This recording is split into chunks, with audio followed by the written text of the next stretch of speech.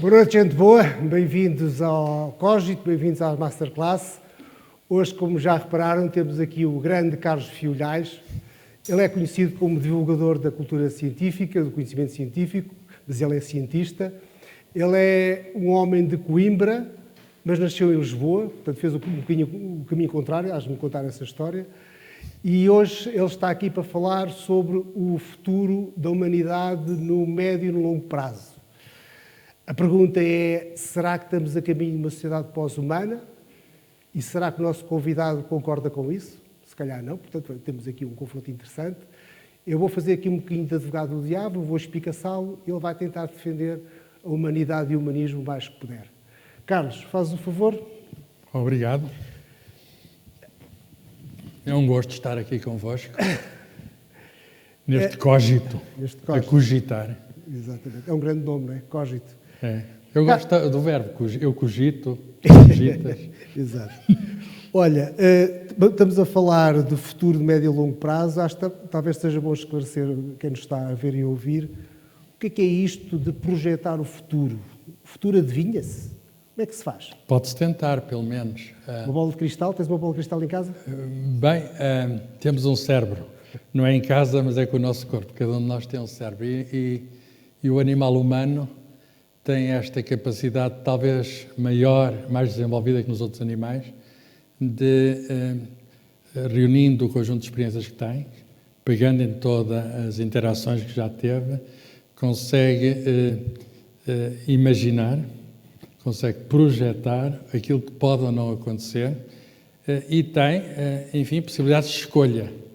Eu acredito que nós podemos, ainda com limitações, escolher o nosso caminho. E, portanto, o futuro, em certa medida, pertence-nos. Agora, isso não quer dizer, mas pertence a cada um de nós e nós somos muitos. Isso não quer dizer que não seja imprevisível. Nós tentamos prever, prevemos, às vezes falho. E é interessante porque isso torna a vida até...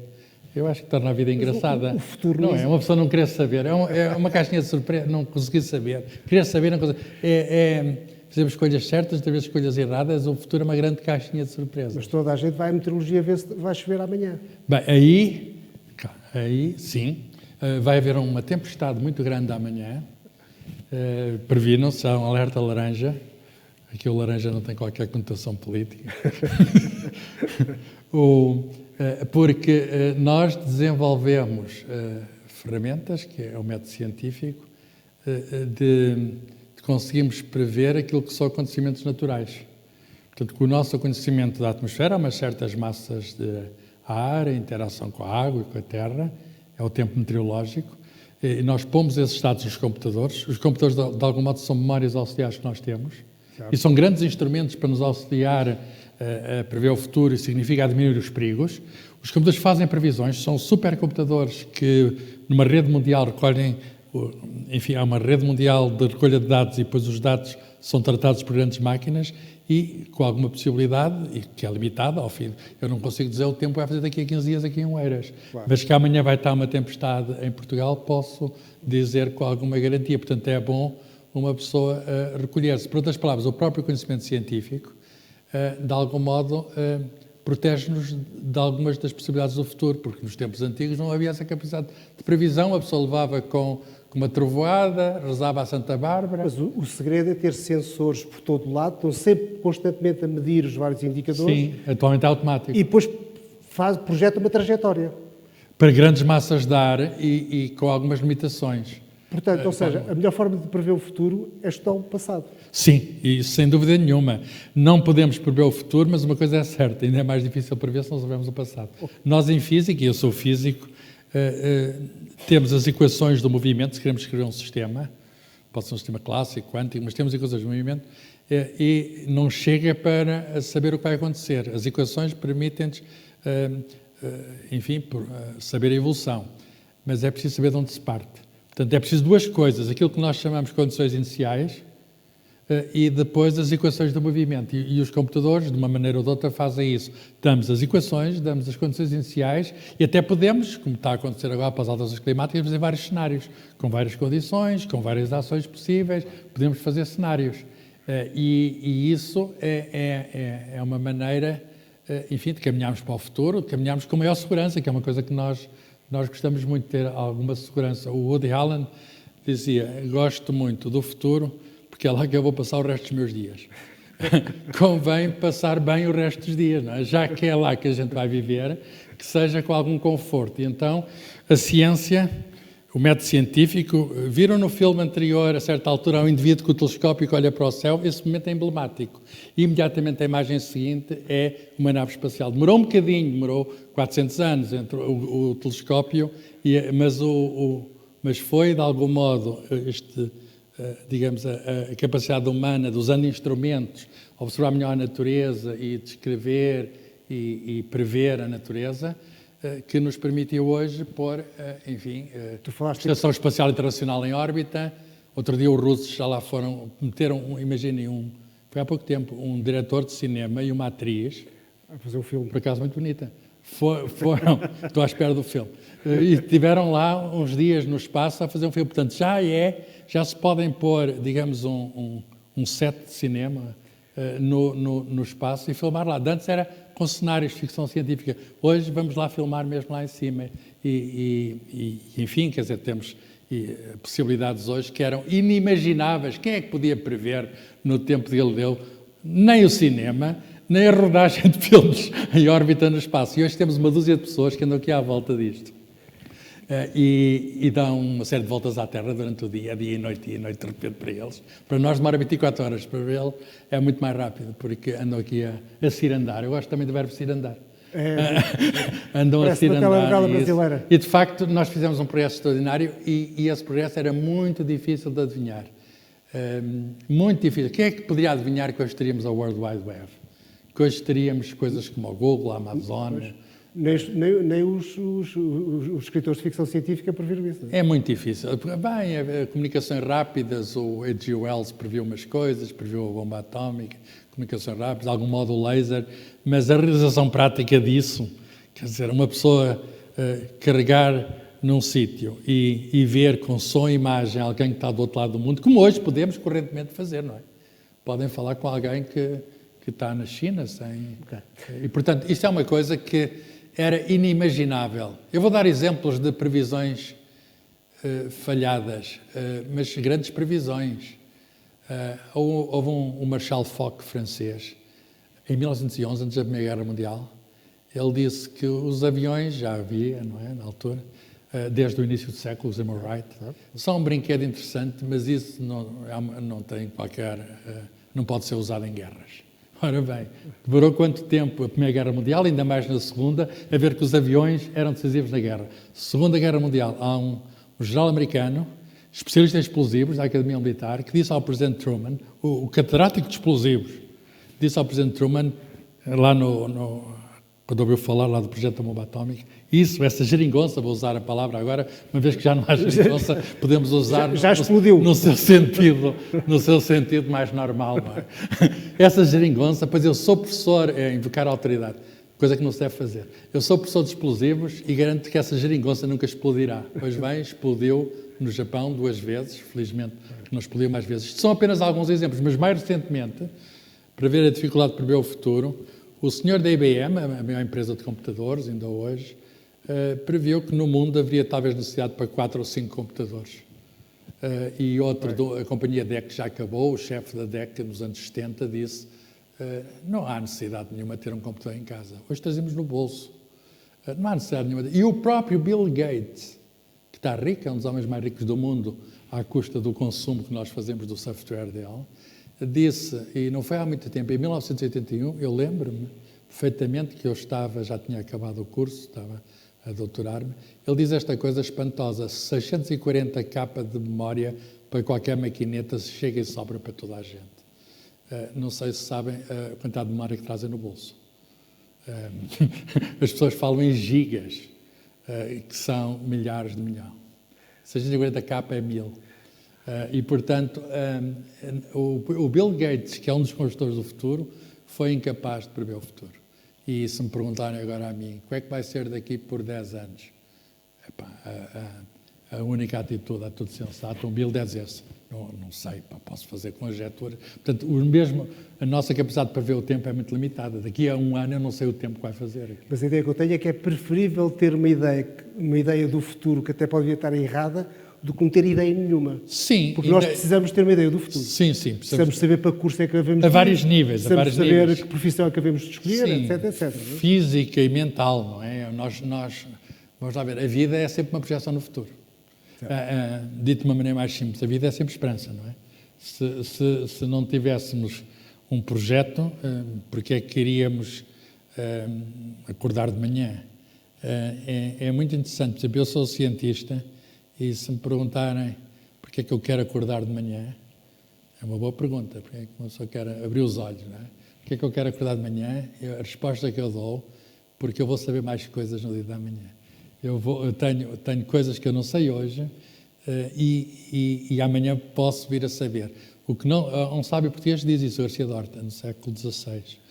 O que não sabemos hoje, amanhã saberemos. Portanto, sobre o futuro há uma coisa certa. É que vamos saber mais do que sabemos hoje. E vai estar marcado pela mudança permanente. E cada vez vamos saber mais, Parece que este impulso de saber parece que é interminável. Isto é uma tese metafísica, não posso provar isto, não é? Não estou a falar aqui como físico, mas a história da ciência ensina-nos que cada vez vamos saber mais, tem sido assim nos últimos séculos, que cada vez vamos saber mais, e eu agora acrescento uma nota de otimismo, não é garantido, mas eu sou racionalmente otimista. Acho que o otimista é um indivíduo que ganhou numa aposta com um pessimista e, portanto, vai continuar a apostar com ele. Eu acho que vamos continuar a saber mais em nosso benefício, quer dizer, para a nossa felicidade. Claro. Isto leva-nos à nossa conversa, que é estamos a caminho da sociedade pós-humana, que é obviamente uma provocação para sabermos se a ascensão das máquinas um dia vai tomar o lugar do homem. Sim. Isso é o futuro. A questão é, com os dados que temos nesta altura, o que é que nós podemos dizer? Por exemplo, nós temos a lei de Moore. Sim, já agora isso é uma previsão que deu resultado. A lei de Moore é o engenheiro da Intel, fundou a Intel, Charles Moore, que nos anos 60, ele disse, em todos os 2 anos, ou quase 2 anos, o poder de cálculo do processador que está na base dos computadores, todos nós temos, no computador que usamos, um processador central, o poder dele de cálculo vai passar para o dobro. E assim tem sido. Isso é um crescimento extraordinário. Portanto, a curva não é aritmética, a curva é exponencial. Em potências, é uma exponencial. Em potências, se a escala for o que nós chamamos de logaritmo, é uma linha reta. Mas ele montou o negócio, quase um monopólio, que está à frente. Portanto, ele próprio podia seguir a sua profecia. Quer dizer, ele podia realizar a sua profecia. Portanto, se ele fizesse os chips na altura certa, seria conforme anunciado. Mas é que tem sido assim, a Intel tem dominado, e portanto essa é daquelas profecias que tem batido certo. Mas estamos a chegar, é muito curioso, estamos a chegar ao limite, porque isso consegue-se esse poder de cálculo adicional e estamos todos a viver nisso. Vivemos todos este tempo. Em cada 2 anos para o dobro. Portanto, escusam de comprar um computador, daqui a 2 anos vão comprar um pelo mesmo preço e 2 vezes mais potente. Claro que precisamos dele agora, estou a brincar. Mas isso consegue-se empacotando transistores, são os interruptores, os componentes, e cada vez mais pequenos, e tem um limite, que é o tamanho dos átomos, estamos a aproximar desse limite. Portanto, essa lei de Moore que estás a falar é algo que tem um fim à vista, mas a criatividade humana não tem fim à vista. Já há várias hipóteses. É a criatividade e a estupidez humana também. Como? A estupidez humana o Einstein dizia isso, que havia 2 coisas que eram infinitas, que uma era o universo, e outra era a estupidez humana. E sobre a primeira ele não tinha a certeza. mas, enfim, a estupidez humana pode não ter limite, mas a criatividade humana, que é o oposto, a inteligência humana, vamos chamar assim, também não tem limites. Mas, de qualquer maneira, o que nós podemos saber é que esta lei, ou seja, do ponto de vista do hardware, portanto, quando falamos de máquinas, falamos de software e falamos cada vez temos máquinas hardware. cada vez mais potentes e apesar de haver algumas dificuldades agora, não vamos ficar por aqui, há computação quântica, nanotecnologia, há uma série de possibilidades que é previsível que as máquinas continuem a avançar. E isso cria um problema, porque, apesar de tudo, estás a dizer que a inteligência humana pode nunca continuar, mas a forma como a inteligência não humana está a crescer é muito superior do que a forma como a inteligência humana está a aumentar. Calma. Isto temos agora de... Isto é a fase temos agora de nos fixar num tempo. ele usou a palavra inteligência não humana. Eu gostava de saber o que é. Porque a inteligência humana, enfim, sei que existe, em alguns casos mais nítida do que noutros, mas já temos visto em ação. Mas inteligência não humana, podemos chamar inteligência? Isso é uma questão interessante. É, muito interessante. E não é só semântica, a questão é o que é que as máquinas podem fazer, em que medida é que as máquinas nos podem imitar, e se as máquinas, no limite, nos podem substituir. E o pós-humanismo, já agora definindo o título, não é? A sociedade pós-humana significa, de algum modo, o fim, se quiserem, entre aspas, da humanidade, no sentido em que há máquinas que têm capacidades que os humanos têm, se calhar ainda maiores, e são impressíveis, quer dizer, não têm as dificuldades que tem o nosso corpo, que é naturalmente biológico, portanto temporário, e, enfim, embora a nossa esperança de vida esteja a aumentar, é muito difícil que aumente acima de 100 e poucos anos. E, portanto, as máquinas seriam até eternas, mas com possibilidades que temos. Isso é uma utopia. Alguns defendem essa utopia e dizem que até é realizável, extrapolam aquele progresso das máquinas e dizem, até dão uma data, daqui a 30 anos teremos o... 2040, 2034, chama-se a singularidade. Quer dizer, a gente não sabe quando é que vai ter governo, mas sabe que vai acabar a humanidade. Chama-se singularidade, é um nome engraçado, singularidade, porque seria um momento, enfim, uma espécie de apocalipse, num certo sentido, o ômega da humanidade. Teve um alfa, seria um ômega. Eu, enfim, não partilho bem essa ideia e poderei tentar explicar porquê. De onde é que vem a ideia de inteligência artificial? É um conceito que tem a minha idade, exatamente. A expressão, eu nasci em 1956, quando se fez um congresso nos Estados Unidos, que apareceram várias pessoas de várias proveniências, mas muitos deles da engenharia eletrotécnica. Não havia os computadores que já havia computadores. O transistor foi feito, o primeiro transistor no fim da guerra, em 1947, imediatamente se começaram a juntar transistores e nos anos 60 havia computadores. Então, já havia computadores. Então a ideia, já nos anos 50, era o que é que as máquinas podem fazer. E daí vem a expressão de inteligência artificial. As capacidades das máquinas, vamos chamar, foi o nome que foi dado, inteligência. Ora bem, a inteligência das máquinas tem evoluído, mas apesar de tudo tem sido limitado. As máquinas cada vez fazem mais coisas. Em particular, fazem coisas que nós não fazemos, ou que fazemos com muita dificuldade. Um marco foi em Chicago 2000, quando é que foi? Já foi há alguns anos. É só ver na Wikipédia também, é uma extensão que eu tenho da memória, todos nós temos, quando o Kasparov perdeu com o computador da IBM, o Deep Blue. E o Kasparov não está nada preocupado com isso, quer dizer, a capacidade de jogar xadrez do campeão do mundo é ultrapassado de máquina. Aliás, qualquer um de nós, se tentar jogar xadrez com uma máquina, atualmente perde. E não tem que ser a melhor máquina da IBM. Tentem jogar um jogador normal, eu jogo normalmente com um programa de computador e veem que é muito difícil. Mas depois disso, o computador Watson, também da IBM... Veio também o computador Watson, que também prometeu mais do que deu. Que já é mais complexo, porque ele tinha que perceber as perguntas e compreender as perguntas. Sim, mas há jogos mais complicados que o xadrez, o Go, também já... E hoje em dia, de facto, aquilo que se chama inteligência artificial pode muita coisa. Por exemplo, vou dar exemplos. Quando nós vamos ao Google e estamos à procura de sei lá, de um... E até nem acertamos, não escrevemos exatamente a palavra. Eles têm um sistema chamado inteligência artificial que permite ver o que é que estamos à procura e que depois, que até baseado em buscas anteriores, no sítio onde estamos, nos vai dar, de algum modo, alguma ajuda. Vamos chamar-lhe assim. Vamos ser caritativos. Por outras palavras, aquilo vai saber o que nós queremos. Se forem à Amazon buscar livros, com o vosso registro de livros que já lá compraram, eu espanto-me de cada vez, ele sabe os livros que eu vou comprar. Sugere-me mesmo, como é que ele sabe? Sabe melhor do que o que eu quero é isto. Na Netflix, já repararam na Netflix, querem um filme, e com base no vosso registro de filmes, é mesmo o filme que querem ver, eles aparecem logo ali. Aquilo não há um catálogo, como antes havia de A, B, C, D, etc, e a gente escolhe. Mas o Netflix tem o teu historial, ele conhece-te. Conhece-me, é isso. E, portanto, mas isso é vamos chamar a isso, é o learning, é machine learning, chama-se isso, imagina, aprendizagem da máquina. Como é que isso se faz?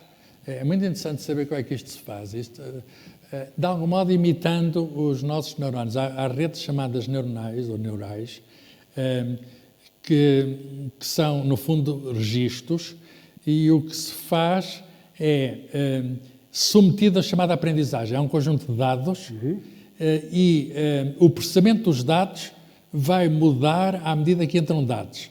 A grande diferença relativamente à computação convencional é que na computação convencional há um input, há um output e há um programa que é fixo que transforma o input no output.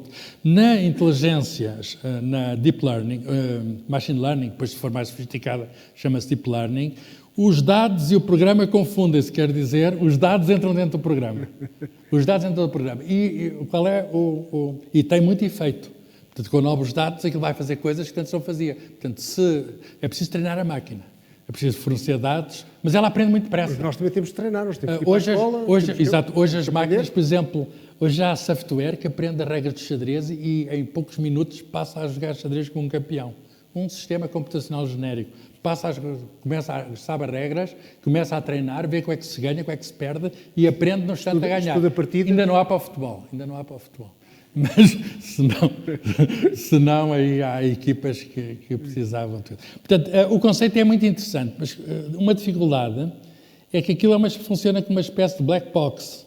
Quer dizer, não é um programa no sentido convencional do programa em que escrevemos as instruções que estão ali fixas. De algum modo, são tomadas de decisão no programa, que são alteradas automaticamente, sem nós sabermos a certa altura o que lá está. Por isso é que dizemos que as máquinas já decidem sozinhas. Quando uma pessoa, por exemplo, até na orientação para vir para aqui com o GPS, também são algoritmos de inteligência artificial que nos permitem saber o melhor caminho. Nós não temos a capacidade humana. Bem, nós no mapa conseguimos ver mais ou menos qual é o melhor caminho. Mas se houver várias estradas, é muito mais fácil para um computador, minimizam imediatamente. E as máquinas hoje têm dados. Sabem onde é que está, porque as pessoas introduzem dados, sabem, estão constantemente a emitir, sabem onde é que está o trânsito parado, sabem onde está o radar da polícia, sabem onde está tudo. E isso faz um sistema que nos permite, pelo menos em princípio, chegar mais rápido a um certo sítio. Portanto, são auxiliares. Agora, pergunto, isto é útil? Não há dúvida que é útil. Dá jeito. Mas será que isto substitui tudo aquilo que podemos fazer? É uma boa pergunta. Há coisas, a jogar xadrez eu sei que não consigo bater uma máquina. Mas há coisas em que a máquina ainda não me bate. Mas as máquinas estão a entrar em territórios que faz um bocado de confusão. Sim, elas vão guiar carro. Estão a escrever livros. Bem, calma, antes dos livros, guiar carros. Guiar carros, eu acho que a profissão de caminista ou de taxista é risco, mas é uma previsão e as previsões podem falhar, como eu dei exemplos, não é? Agora vou armar em profeta e pode sobre aqueles sindicatos de taxistas vão dizer coisas de mim, pá. O mais provável é daqui por 10, 20 anos já não serem precisos taxistas. Para mim é ótimo, não é que eu seja taxista, mas eu guio muito mal, pá. E, portanto, a ver o carro, que uma pessoa até fala com ele. Hoje os sistemas de interação com os veículos também são cada vez mais automatizados. Fala com ele, leva-me não sei de onde, e ele leva-nos, etc. Isso não é necessariamente mau. Agora, há coisas, eu pergunto... Mas não há buzina delas, não há insultos no trânsito. Há coisas que, apesar de tudo, perdemos aquela parte humana mais...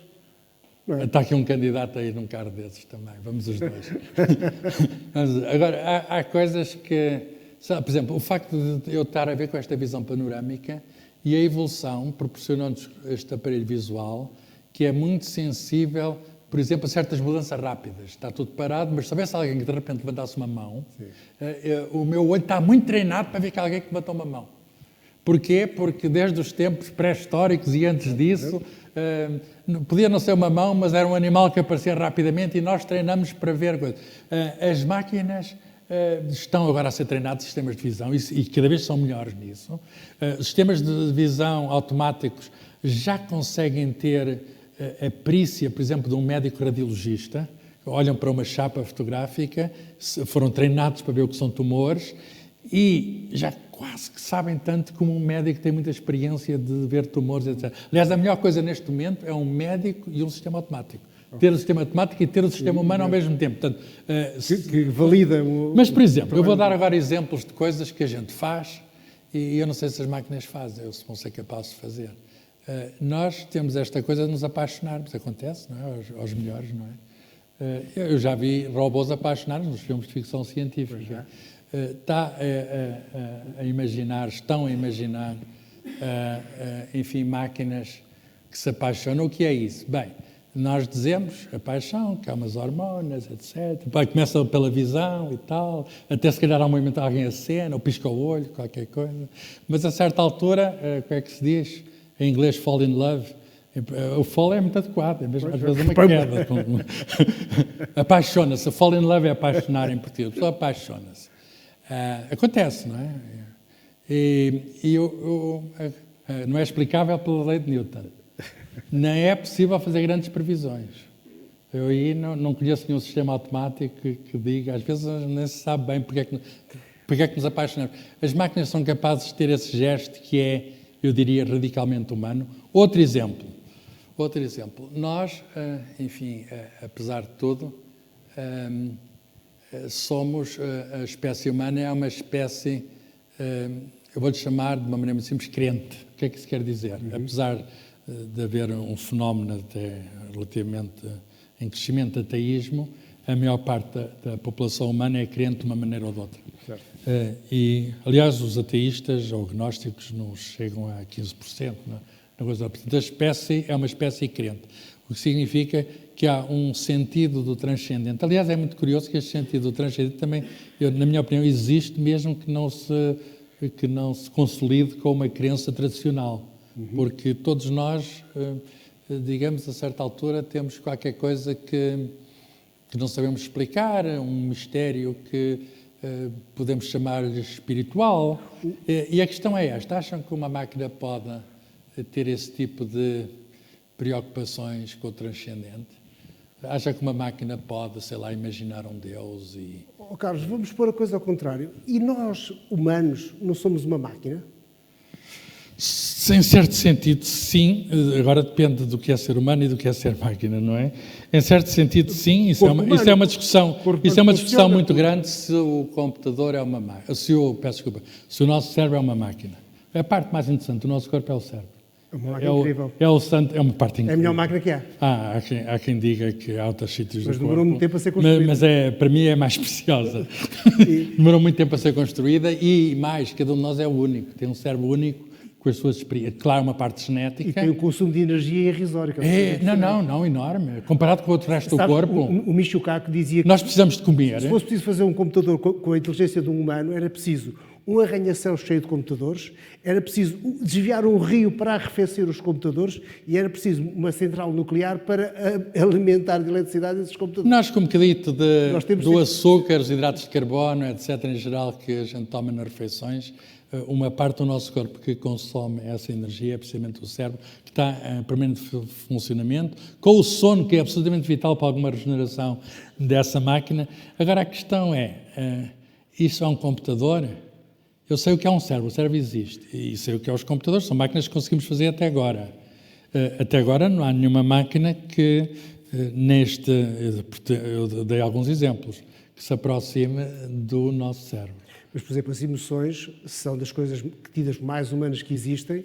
As emoções foram um sistema criado pela evolução para nos dar informação para sobrevivermos. Lá está. Ter medo é uma questão essencial para a nossa Precisamos do corpo. O cérebro não funciona sem o corpo. Lá está. As emoções a não ser que seja resultam... universitário. Os professores universitários não precisam. Há casos em que acho que é mais corpo do que cérebro, mas pronto, ele está a ser generoso.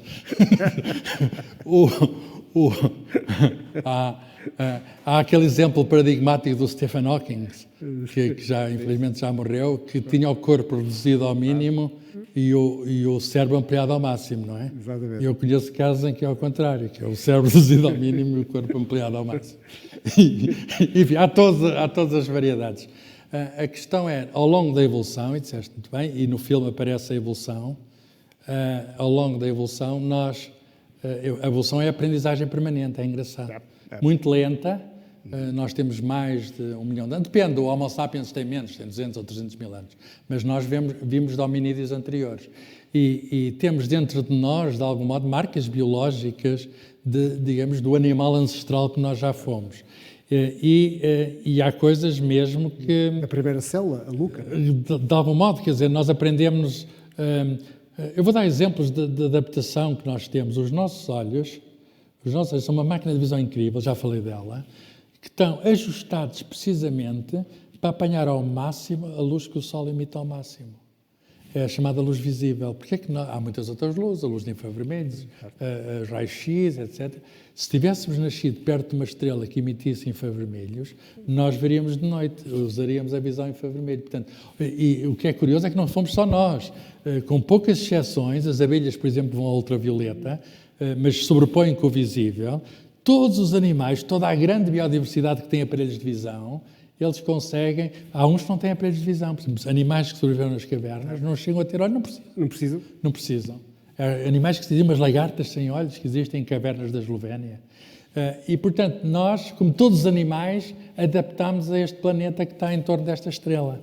Enfim, o nosso corpo é resultado dessa... Em particular, o nosso cérebro, o nosso cérebro é, digamos, o resultado dessa adaptação. E, já agora, os computadores que o nosso cérebro é capaz de, com as mãos, é capaz de fazer, são, de algum modo, a continuação desse processo evolutivo. Agora, digamos, ajudado, digamos, com... enfim, já fazemos cérebros, mas não esqueçamos ainda que somos nós os criadores. Somos nós os autores dos artefactos que fazemos. Ainda não há nenhum computador que se faça a si próprio, também é curioso. Há especulações sobre isso, um computador que de algum modo cria um outro, mas são apenas especulações. Portanto, a questão é, para fazer toda essa aprendizagem, nós precisamos do corpo, porque a nossa ligação ao mundo faz-se através do corpo. É o corpo é que dói. Eu sei que há dores espirituais, mas se batermos com a cabeça na parede não é bem uma dor espiritual, é uma dor física. É uma dor física. E, portanto, nós aprendemos a não bater com a cabeça nas paredes. Estou a falar em sentido literal. Cientificamente isso pode ser testado facilmente. Não é? Pode. É uma experiência que eu não recomendo, mas pode ser. Não façam isto em casa. Não façam isto em casa.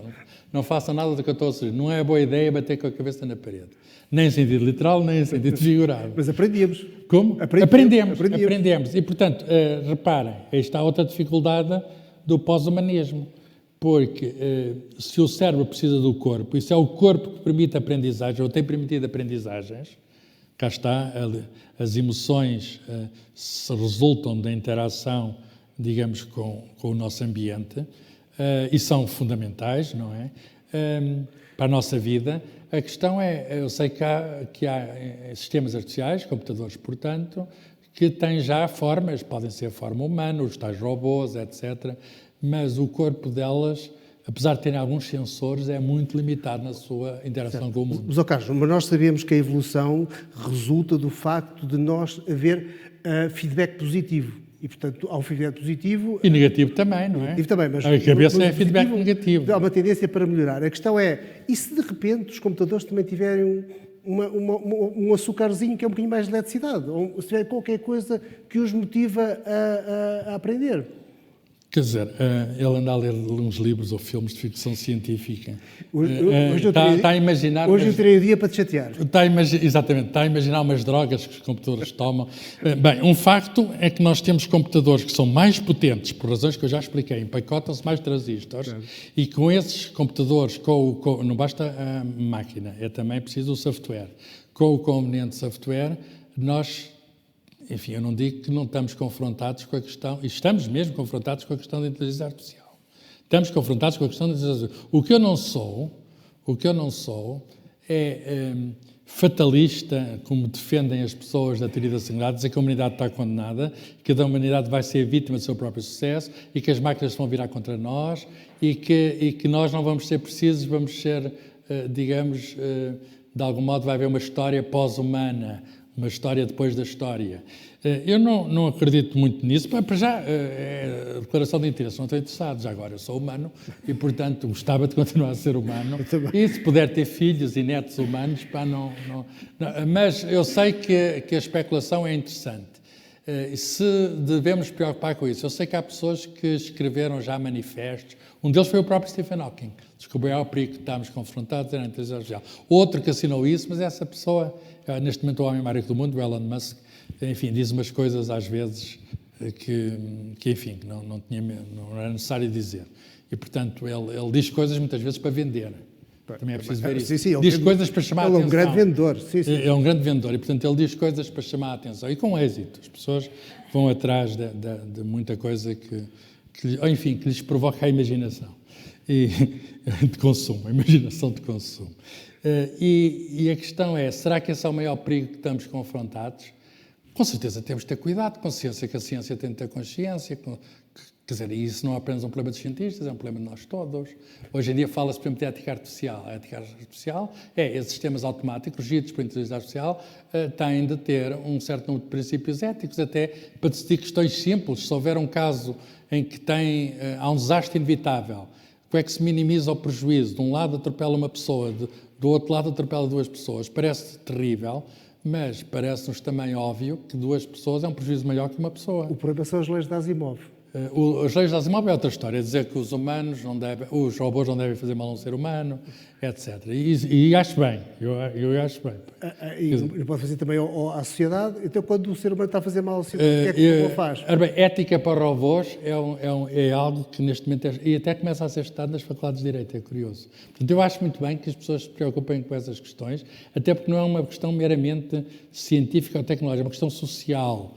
Como é que nós, com dispositivos automáticos, vou dar um outro exemplo que às vezes não nos apercebemos, mas acho que já todos ouvimos falar disso. Às vezes o perigo não é tanto haver um robô que se vira contra nós, é haver um sistema que até nem tem corpo, mas que sabe tudo a nosso respeito, e que nos, de algum modo, controla de alguma maneira. Oferece-nos algumas opções que podem ser mais reduzidas. Parece que é pluralidade. Exatamente, e se isso for aproveitado até por sociedades ou governos, etc., a liberdade está em causa e isso já está a acontecer. E, portanto, por outras palavras, há Estados hoje que têm muito mais, os Estados que são essas grandes empresas, têm muito mais poder que certos Estados nacionais, ou se calhar qualquer Estado nacional. Ainda hoje há o anúncio da Facebook com o seu grupo Instagram, WhatsApp, que está... São os quais, é engraçado, já não podemos viver, é engraçado, mas está a transformar-se numa mega empresa com outro nome, etc. E, portanto, as pessoas procuram, as pessoas usam, as pessoas gostam, mas depois perguntamos, parece tudo gratuito. Não, estamos a dar informação. Então, eu diria que um perigo real até está a ter interferência nessa instituição, enfim, que devíamos respeitar e respeitamos, que é as eleições, a democracia. Hoje joga-se muito e viu-se no caso da eleição, em todas as eleições, mas no Trump foi muito nítido, que houve interferências de sistemas automáticos, que o espalhamento de notícias falsas, o espalhamento dirigido de notícias falsas, que de algum modo esses sistemas podem controlar. E isso, estou convencido que é mais perigoso que a revolta dos robôs. E, portanto, tenhamos destino.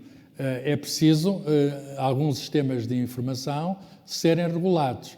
Agora, se me perguntarem qual é o maior desafio que a humanidade enfrenta, o que é que pode conduzir a um futuro pós-humano, até no sentido literal de não haver humanidade? Certo. Eu acho que é mais perigoso a questão das alterações climáticas. Estamos confrontados com isso para as próximas décadas e nós, tendo até, enfim, sabendo o que vai acontecer, os computadores prevêem, e sabendo até o que devemos fazer para evitar que aconteça, parece que estamos a caminhar para a desgraça, porque, como sabem, é um problema social e político, não é um problema apenas científico ou técnico. Os países que buscam o desenvolvimento precisam de energia.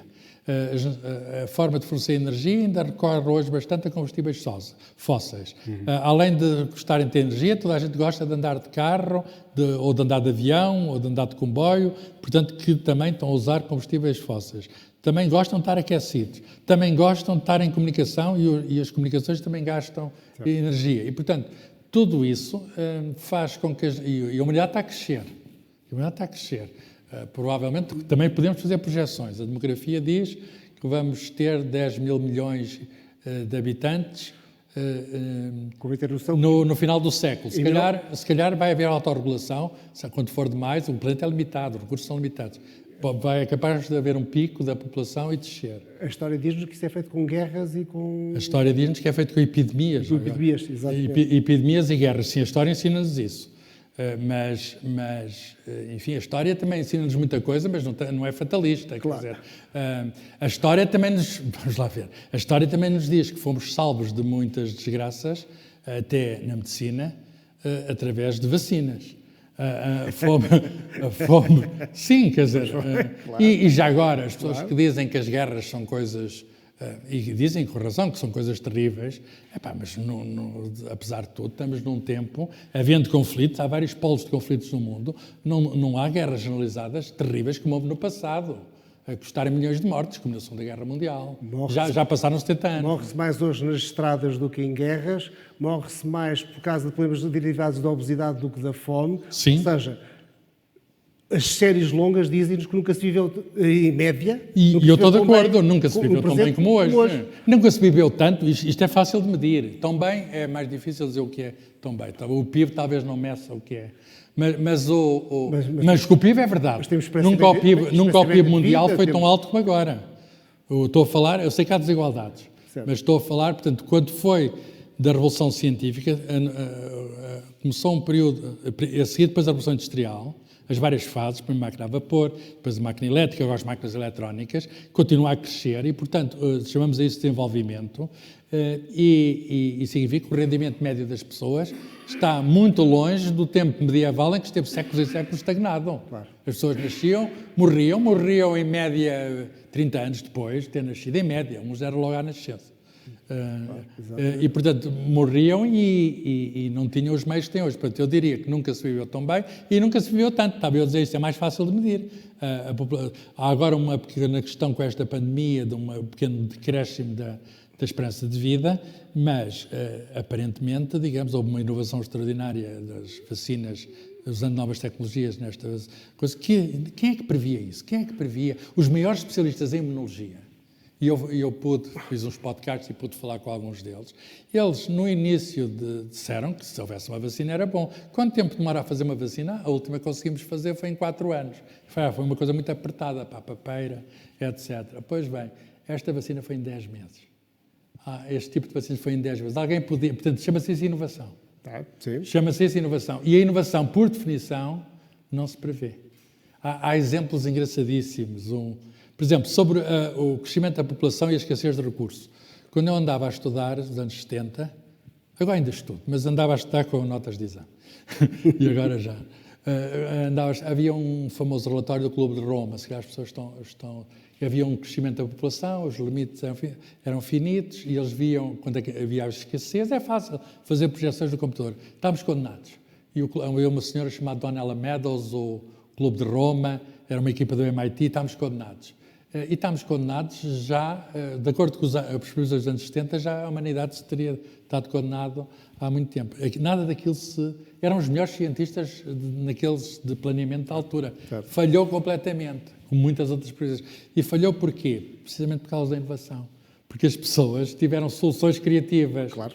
Houve uma disputa a certa altura entre um biólogo de populações, um fulano conhecido, está vivo, Paul Ehrlich, é o nome dele americano, que disse assim: a humanidade está a crescer, os recursos que a humanidade precisa para viver são limitados e, portanto, as previsões são pessimistas. Houve um economista, curiosamente um economista, Paul Simon, esse já não é Paul, Julian Simon, já faleceu, que disse assim: então vamos fazer uma aposta, mas diz isso num artigo sério. Os cientistas, por vezes, gostam de fazer estas provocações. Vamos fazer uma aposta aqui por 10 anos, escolha um certo número de matérias-primas, sei lá, cobre, alumínio, etc., certo número de matérias-primas, e diga o preço das matérias-primas, porque se há escassez, elas são mais caras, é as leis da economia. Claro. Daí a 10 anos, apostaram uma certa quantia, daí a 10 anos foram ver, isto foi entre 1980 e 1990. E, engraçado, o economista ganhou ao biólogo das populações, porque ou se tinham inventado novos métodos para extrair materiais, ou tinham substituído os materiais por outros e o preço tinha diminuído. Todos os materiais estavam mais baratos. Houve novos dados. Porquê? Inovação. Não, porque tínhamos desenvolvido ciência e tecnologia, claro, e aquelas expectativas estavam baseadas em pressupostos que não se concretizaram. E, portanto, eu acredito, não sei como, que até no caso das alterações climáticas não tenha solução. Aliás, a solução não é uma, são muitas soluções. O problema é adoptar soluções, não há um governo mundial em conjunto, mas acredito, quero ser otimista, aliás, porque os pessimistas em geral, enfim, têm mais dificuldade em salvar-se. Só os otimistas é que fazem pela vida. Eu acredito que vai haver inovações, que a necessidade aguçou o engenho e que vamos ter coisas que não imaginamos agora, sei lá, métodos novos. Estou agora a imaginar métodos novos de captação de dióxido de carbono, ou até uma solução de geoengenharia que está a aquecer demais, pôr qualquer coisa na atmosfera que seja inócua, mas que diminua a incidência dos raios solares. Porque se o dióxido de carbono não faz mal nenhum. É uma pequena quantidade, enfim, nós deitamos todos dióxido de carbono. E estamos a falar de partes por milhão em volume. A quantidade de dióxido de carbono na atmosfera é muito pouca. A maior parte do ar que aqui está é oxigênio e azoto. A maior parte é azoto. E, portanto, há aqui dióxido de carbono, estou a enviar dióxido de carbono, mas estou, portanto, a aumentar o efeito de estufa. Claro. Estamos aqui todos a aumentar o efeito de estufa, mas é uma parte pequena. Se diminuir com geoengenharia, digamos, a luz do sol que chega à Terra, a situação mantém-se confortável.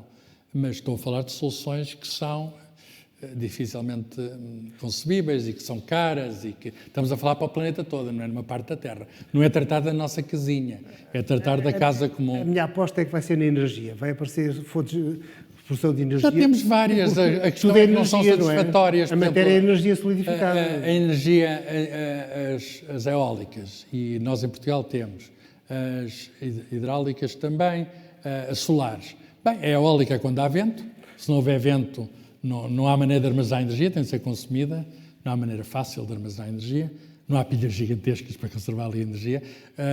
Pode-se meter fazer subir com o motor da eólica a barragem e depois a água cai. Não, posso produzir o hidrogênio verde, mas é uma forma de armazenar sim, energia, mas não tem ainda o rendimento nem há tecnologia não. suficientemente desenvolvida. A ideia não digo que seja má, mas o hidrogênio é altamente combustível. Portanto, aí o truque está em meter o hidrogênio no carro, num certo sítio, uma chama perto do hidrogênio, ninguém quer entrar num carro. Deixa-me só fazer aqui uma pausa. Nós estamos a começar a nos aproximar da parte final. Portanto, queria convidar os presentes que se quiserem, obviamente, a colocar questões. João, também monitorizas, por favor, as pessoas que estão online. E para ti uma pergunta. Carlos, esta discussão, que é uma discussão de maionese, estamos aqui a tirar postas de pescada para falhar. Estamos a falar de uma coisa que não existe, que é o futuro. Mas agora é melhor que postas de vaca. Porque Mas, a meu ver, tem uma grande vantagem. E a vantagem é as máquinas ajudam-nos a questionar aquilo que é ser humano. Eu, desde o existencialismo dos anos 70, 60, que eu não via uma discussão tão interessante sobre o que é os limites do humano. Sim. O que é o melhor do humano. E isso, espero eu, que seja a grande piada deste debate, por estar a discutir se daqui a 1000 anos nos vamos fundir com o robô ou não. Bem, é uma boa pergunta, mas eu não sou filósofo.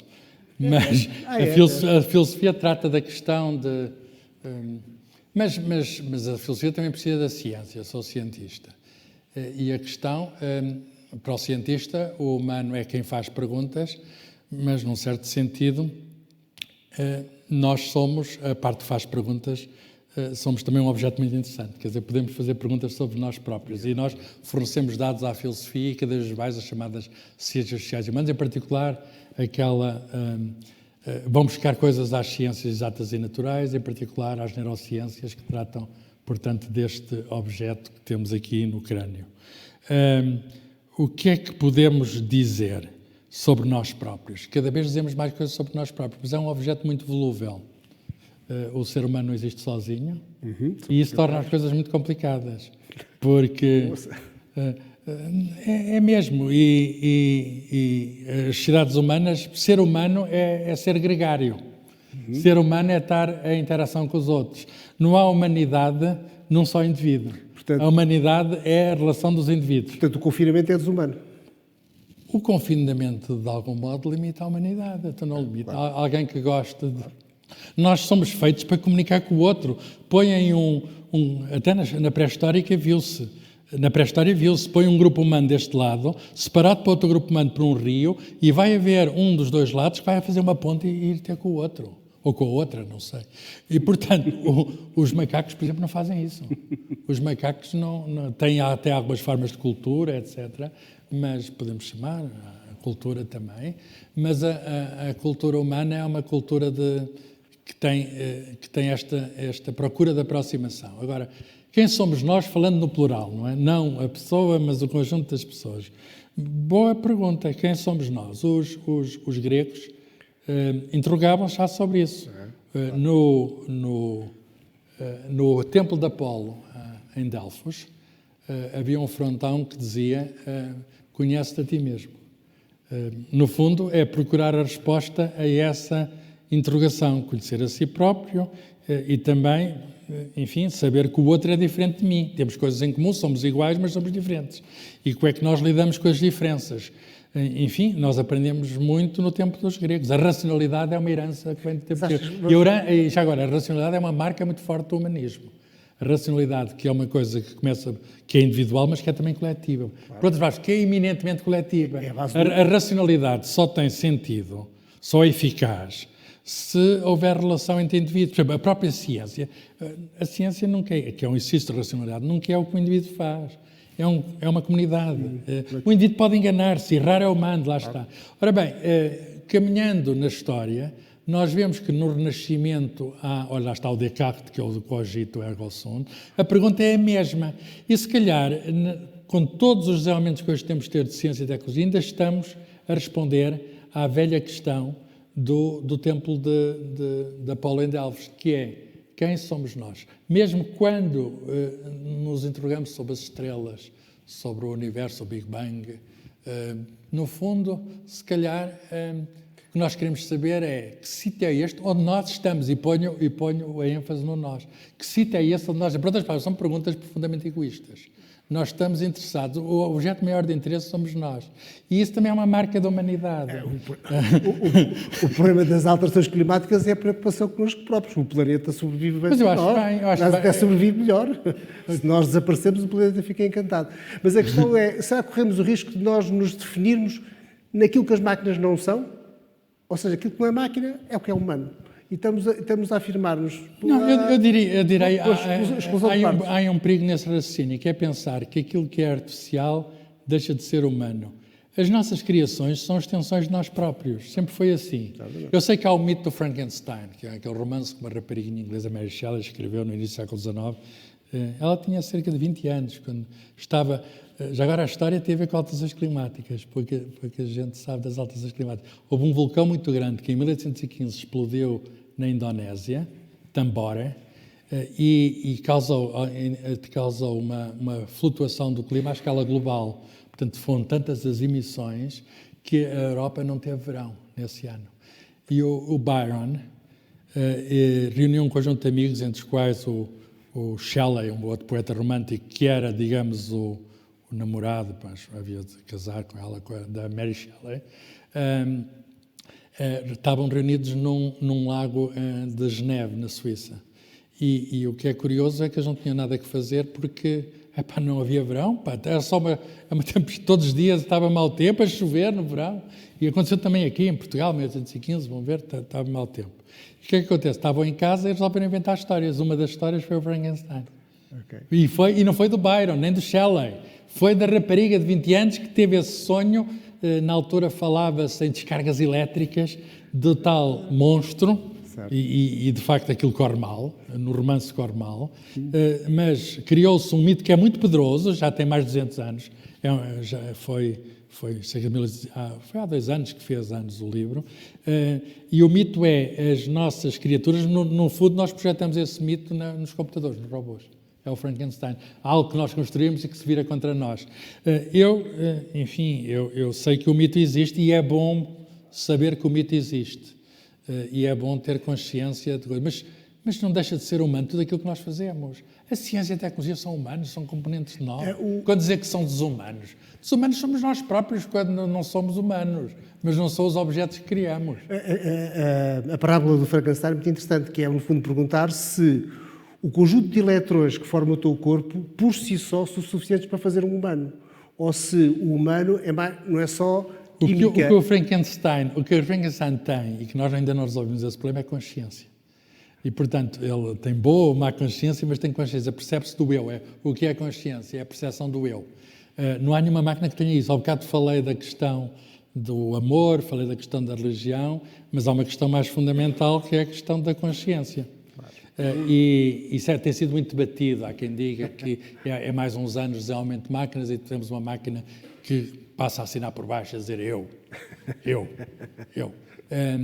Não sei. A verdade é que é uma discussão muito grande e eu não sei. Eu não sei se um objeto criado por nós pode dizer eu. Então, penso o problema da personificação. Se tem vontade jurídica, se tem personalidade jurídica... Essa é outra questão complexa. Se tem personalidade jurídica, etc. Em Inglaterra estava esse debate, que os algoritmos deviam ter personalidade jurídica, deviam pagar impostos, deviam ter seguros, deviam ter tudo o resto. Mas eles é que pagam? Temos uma discussão. Eu gostava que houvesse um robô que pagasse os meus impostos. Por isso eu não me importo de... Enfim, o que nós sabemos é que a criatividade humana vai continuar a exercer-se, que vai haver mais objetos, mas o facto de haver mais objetos, mais artefactos criados por nós, apesar de lhe podemos chamar Frankenstein, não acredito que se tornem a certa altura, digamos, donos de nós e que adquiram, digamos... Mas isso também está um pouco... Vamos lá ver, está um pouco também nas nossas mãos, porque nós em qualquer coisa que fazemos, há dimensões para além da ciência, não é? Em qualquer coisa que fazemos, nós fazemos automóveis, fazemos robôs, mas há regulações que nós fazemos, sempre na estrada circula-se para o lado direito. Nós vemos alguns ao contrário, mas circula-se para o lado direito. É uma regulação, é algo que nós convencionamos. Portanto, a questão é, as normas, o direito, a ética está antes do direito, porque até excede o direito largamente. Mas as normas que nós fazemos para regular a nossa vida, tudo isso está a ter transformações, tem de ter mais transformações. Seremos suficientemente sábios para adaptarmos as nossas normas? Porque a vida em comum, falei da vida em comum, exige regulação. Quer dizer, nós temos que concordar sobre certas coisas. Claro. Nós, se não estivermos de acordo, sei lá, sobre certas coisas, sei lá, até é um simples gesto de nos cumprimentarmos. Temos de ter um código para nos cumprimentarmos. Claro. E que não nos vamos matar um ao outro, que é importante para os dois. Quer dizer, é uma má ideia, uma má ideia matar o outro, porque se eu faço isso, se eu faço isso, o outro se calhar já faz isso também a mim, claro. Porque há mais outros, e isso, enfim, eu acho que já aprendemos isso há muito tempo, embora há quem ainda mata alguém. Mas quer dizer, eu acho que não é preciso ter aparecido nas tábuas da lei, do lado do Monte Sinai, entregues a Moisés, que não é boa ideia matar uma pessoa. O país que eu aprendi a amar tem um culto de armas e de violência que me assusta um bocadinho. Os Estados Unidos, claro. Sim, mas vamos lá ver. Os Estados Unidos eu já lá vivi, tem muita fama e também tem algum proveito. O que significa que aquilo é um universo tão diferente, os sítios dos outros, as pessoas... É verdade. Aquilo era um sítio que estava quase desabitado, tinha de facto uns índios, mas que... um caldo de culturas tão grande que eu encontro o melhor e o pior da humanidade. Claro. E o que é engraçado é que eles criaram ali um meio para o bem e para o mal, mas em grande medida para o bem, criaram ali um meio de estar em conjunto, que é notável. A cultura americana, a gente pensa em hambúrgueres, pensa em cowboys e não sei o quê, mas se calhar podemos pensar nos conjunto de prémios nobres que têm tido, se calhar nas realizações que conseguem, as grandes empresas, as grandes inovações vêm de lá e neste momento são o centro do mundo, embora tudo indica que o centro do mundo está-se a deslocar para a China e se querem também alguma previsão aqui geoestratégica, é muito natural, cada vez mais há mais ciência e tecnologia na China, ainda não é por habitante porque há muitos chineses, mas o número de artigos da China científicos já ultrapassa o dos Estados Unidos, não é por habitante, mas rapidamente vai crescer e eles estão a apostar forte. Porque é que a China está a desenvolver-se tanto? É com base, para ter poder, mas com base na ciência e tecnologia, não há aqui nenhum negócio chinês. E, portanto, uma coisa que é muito interessante de seguir. E a história até diz que às vezes pode dar guerra, a história ensina-nos isso. É quando há duas potências, digamos, que procuram a relevância. É dos poucos impérios que não foi muito expansionista. Você foi um bocadinho contido. Sim, eu acredito que a China, está a pensar no vizinho próximo, não se vai meter em aventuras, mas Mas há questões delicadas. Portanto, Taiwan, neste momento, é uma questão. Está ali à beira. Está ali à beira. E eles ameaçam, andam a brincar com aquilo. Claro. Andam a brincar com aquilo. E Carlos, sim. Vamos interromper, senão nunca mais saímos daqui. Quem quiser colocar questões é agora. Nós estamos... julgo que há um microfone disponível. Está aí? João, Sim. Força. Sim. Deixa eu só, nas redes sociais temos tido aqui uma audiência muito estável, aqui com mais de 40 pessoas a verem, mas não temos tido questões, eu tenho estado a tentar espicaçar, as pessoas estão ativas a ver, mas não a participar. Então coloco eu aqui uma questão rápida, que nós, o ser humano tem um género de ideia de que é especial, desde há muito, não é? Ou seja, achamos que Deus nos criou à sua própria imagem, porque temos que ser especiais, rejeitámos o heliocentrismo durante algum tempo, porque como estávamos na Terra, a Terra tinha que ser mais importante, rejeitámos a evolução durante muito tempo, porque não podíamos estar a ter uma linhagem de evolução baseada nos mesmos princípios de outros animais. E eu pergunto-me se a resposta a esta ideia não é um bocadinho uma ideia semelhante, que é, achamos que a nossa inteligência é um pináculo qualquer que será impossível uma máquina um dia nos poder replicar. No entanto, eu acho que a única razão pela qual uma máquina poderá não nos conseguir superar é por nós não termos inteligência suficiente para a criar. Ou seja, é um paradoxo que é, achamos que somos inteligentes demais para uma máquina nos superar, mas provavelmente só não existirá essa máquina se nós não formos suficientemente inteligentes. Sim, eu percebo a questão, é muito interessante. A questão é se somos especiais ou se nos achamos especiais, não é? Bem, se somos é porque nos achamos. É verdade, nós achamos especiais e eu direi que há algumas razões para isso. Nós não escrevemos, sabemos porque é que as estrelas brilham, conseguimos imitar na Terra a maneira da fusão termonuclear, conseguimos simular a origem do mundo, não só num computador, mas em pequena escala, num acelerador de partículas. Portanto, tudo isso mostra que temos, de facto, algumas capacidades que nós saibamos, mais ninguém tem. Nós somos parte, digamos, de uma grande biodiversidade, mas na biodiversidade que nós conhecemos não há ninguém que consiga fazer estas coisas. Agora, a questão é, portanto, nós temos uma parte que põe-nos em comum com a natureza, somos uma parte da natureza, mas também somos uma parte da natureza que consegue, fazer previsões, fazer projeções até para o passado, no sentido de saber qual é a nossa origem, saber qual é a origem do mundo todo, etc. E, portanto, nesse sentido, não me custa nada a dizer que somos especiais. Agora, neste espaço tão grande, já o Pascal dizia que o silêncio dos espaços siderais assusta-me. Neste espaço tão vazio, há uma notícia de há poucos dias que foi descoberto um exoplaneta, portanto, um planeta não é fora do nosso sistema solar e na nossa Via Láctea, é pela primeira vez, aparentemente, com alguma segurança, numa outra galáxia a 30 milhões de anos-luz. E, portanto, não é aqui a 30 mil anos-luz. Não é aqui em Passo de Arcos. Não é aqui. E aparentemente planetas. Nós acreditamos que há planetas praticamente espalhados por aí, em todas as estrelas, até há planetas vadios, sem estrelas, a circular por aí, e portanto, há estrelas que nunca mais acabam, há planetas que nunca mais acabam. Há alguma razão especial para sermos especiais? Quer dizer, não haverá vida noutros lados? E nessa vida toda não poderá haver vida inteligente? Eu acho que essa é uma grande pergunta. E já agora, eu disse amanhã, quero saber mais do que hoje. Se me perguntarem qual é a questão que eu queria ter a resposta amanhã, é saber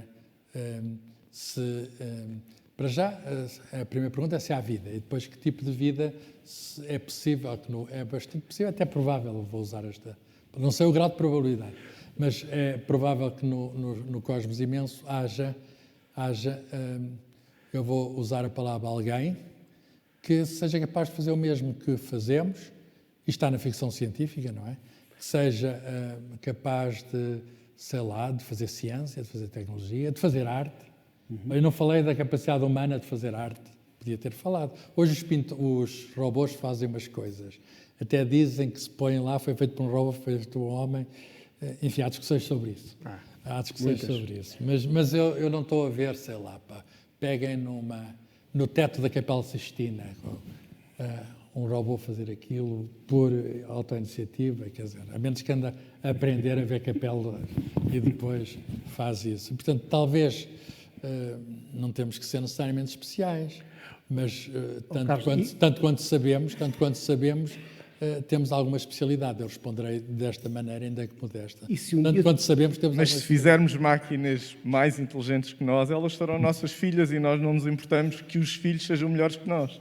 Mas eu não sei o que é isso ser mais inteligente que nós. A definição de, quer dizer, por exemplo, a questão da consciência. Ter consciência é um... O que é que se chama inteligência? O que é que se chama inteligência? Portanto, jogar xadrez é uma manifestação de inteligência, acredito. Mas é a única, é mais... Por exemplo, manter uma conversa como nós estamos a manter. O teste Turing diz o seguinte, Alan Turing é um cientista de computação britânico, enfim, teve também uma morte macaca, mas punha a questão como é que a gente vai distinguir uma máquina de um humano. E, portanto, não é, o que ele dizia não é que a máquina seja melhor que o humano ou mais capaz, é se consegue imitar o humano. De algum modo também era especial, porque a referência somos sempre nós. O teste de Turing é saber se temos um sistema, em dois se faz, pratica-se, se temos um sistema que é indistinguível de um humano. E há, em certas coisas, até para uma conversa, há sistemas até telefónicos, que a gente telefona para um restaurante, a marcar uma mesa. Estamos a pensar que estamos a falar com uma rapariga simpática que diz umas piadas e é tudo computacional. A rapariga não existe. É uma voz como a tipo aquela do GPS, que vai dizendo o caminho, e essa rapariga do GPS não existe. Essa é outra questão que vamos abordar, como temos tempo.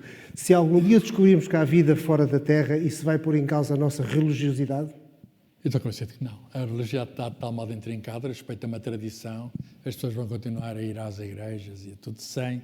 Enfim, é capaz, eu sei que vai vir nos jornais descoberta qualquer coisa, mas a religião é um sentimento muito forte, não vai perturbar coisíssima nenhuma. Até há quem diga que, se calhar, outros, vamos chamar assim, extraterrestres, que também terão os seus próprios deuses.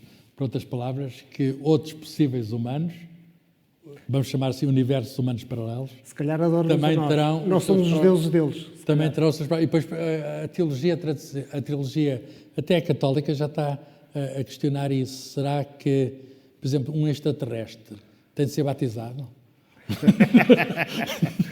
Bem, temos ali uma pergunta do público. Diga o seu nome, por favor, e coloque a questão. Boa noite. Boa noite, olá. Obrigado, Luís Vendeirinho. É uma boa forma de passarmos um pouco da nossa noite, das nossas noites.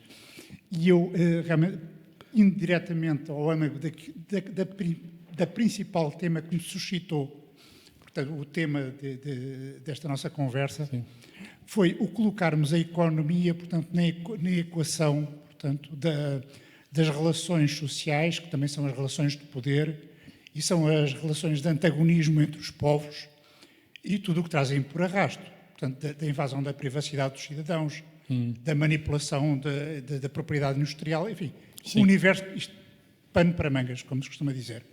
A questão fundamental é se a ciência poderá ter a capacidade de, assim mesma, não propriamente regular a economia, mas de obstar, portanto, a essa tal sedução, acerca da qual eu partilho umas certas reticências, como o professor, no sentido de que o exercício da liberdade individual, do direito à escolha, portanto, inclusive até do direito de trocar as voltas à máquina, porque não?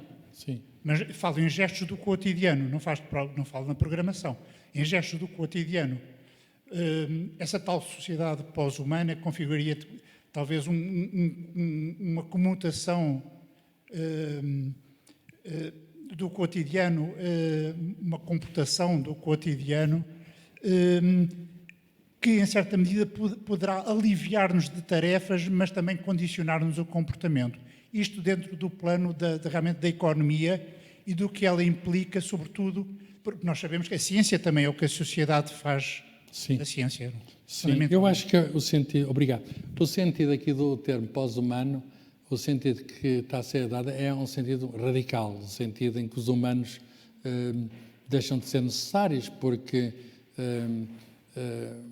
há, digamos, num certo sentido evolucionário, mas com uma evolução abrupta, com uma mudança abrupta, há seres que, embora, enfim, eventualmente criados por nós, mas que têm uma capacidade muito superior à nossa, com a qual nós não podemos competir. E, portanto, nesse sentido, o pós-humano significa mesmo fim da humanidade e não o estado que está, de algum modo, a indicar que é um estado de coexistência de humanos com máquinas, que é, de facto, já aquilo que fazemos hoje. Nós já coexistimos com máquinas. O aspirador já aspira sozinho. A pessoa vai comprar aí à loja e há um aspirador que faz coisas sozinho. A Bimbi ainda precisa de alguma ajuda, mas é também um robô de cozinha, portanto... todos esses aparelhos que nos ajudam na nossa vida, eu direi que são em coisas úteis, são coisas benfazejas. Chamou a atenção para isso consequências económicas, a questão do emprego, a questão do trabalho. Não falámos sobre isso, mas, como é evidente, tem consequências, digamos, no tempo de trabalho, tem consequências nas retribuições. Eu confesso que não é a minha especialidade, eu não sei fazer previsões sobre como é que as relações de trabalho, como é que a ocupação vai. Eu acabei há pouco tempo de pedir a aposentação e, portanto, 65 anos, 44 anos de serviço e estou-me a sentir muito bem porque faço as coisas, lá está, que quero, tenho escolhas e a sociedade atual permite pagar uma pensão para eu poder viver até ao fim dos meus dias. Não sei como é que isso vai ser no futuro. A economia tem um grande poder sobre isso, não sei. Mas eu acho que a ciência também não tem que... A ciência fornece-nos um certo número de artefactos.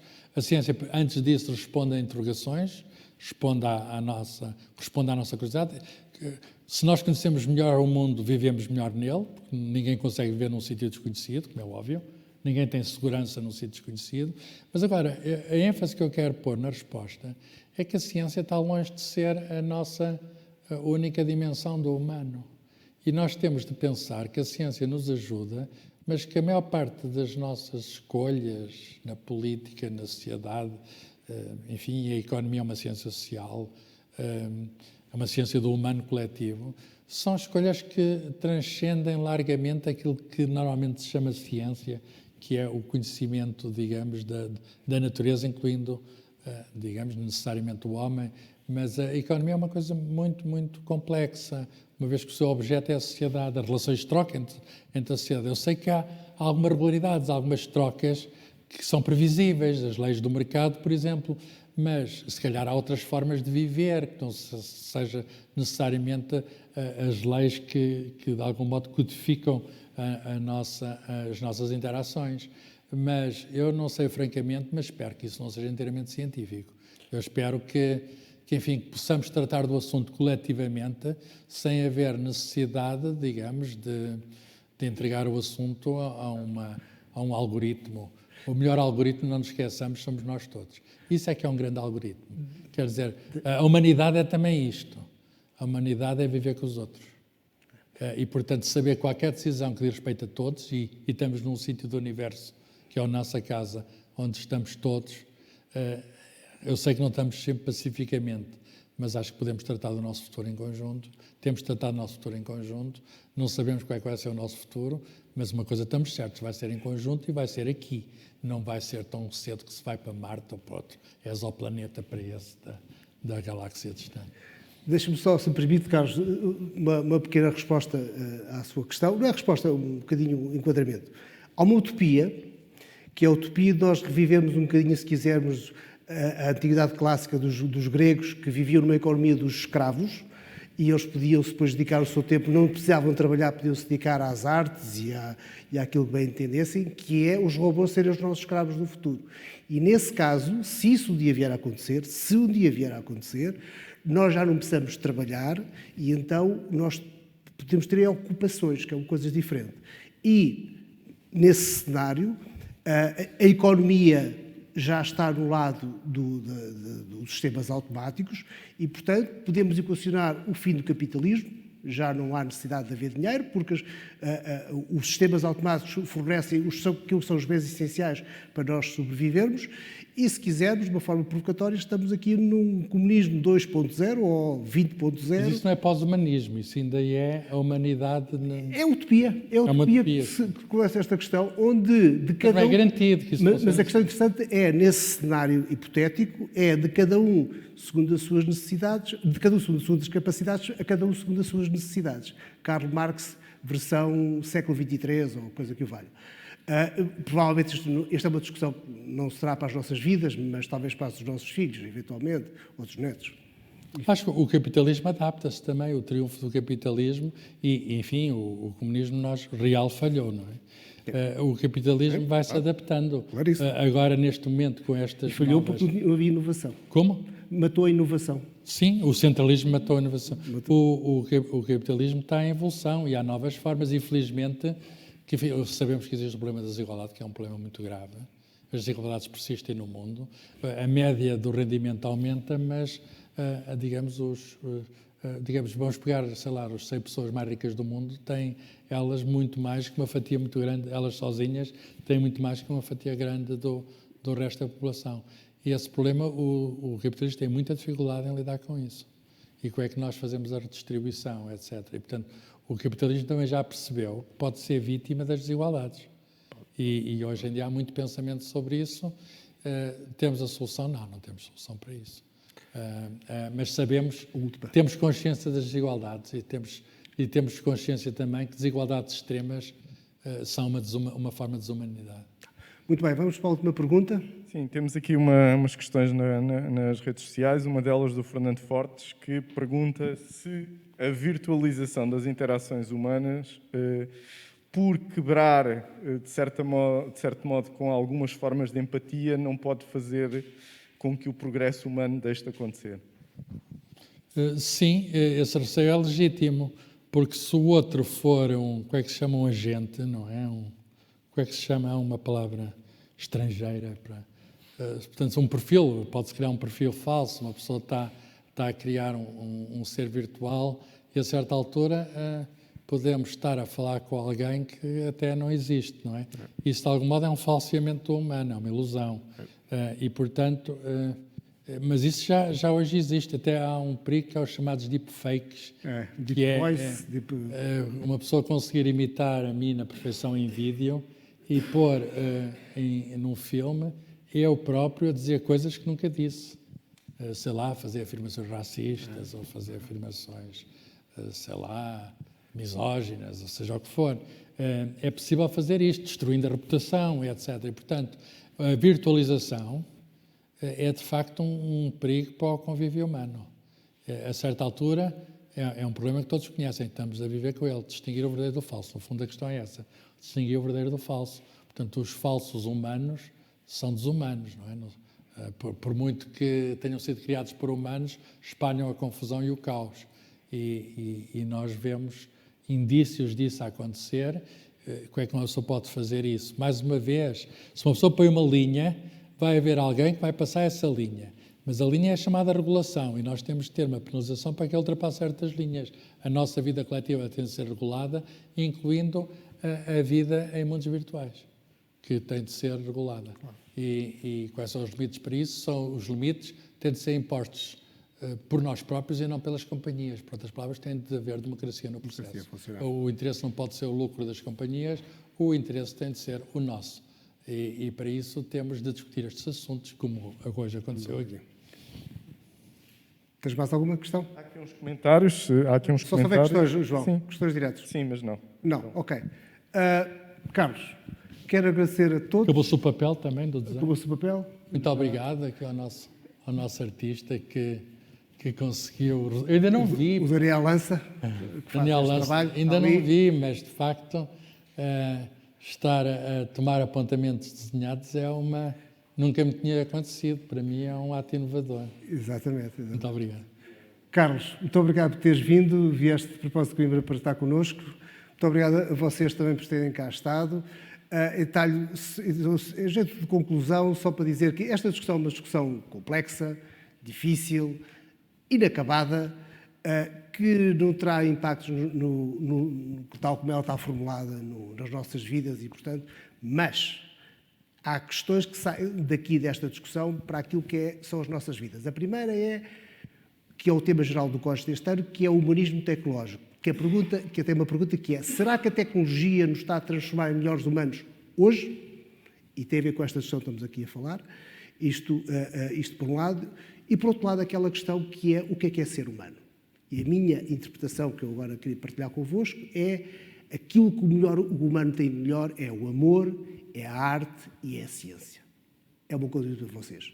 E já agora a bondade é uma forma de amor. É uma forma de amor, é uma forma de amor. Muito obrigado a todos. Para a semana estamos cá outra vez, estão desde já convidados, e uma salva de palmas para o Carlos. Obrigado pelo vosso convite.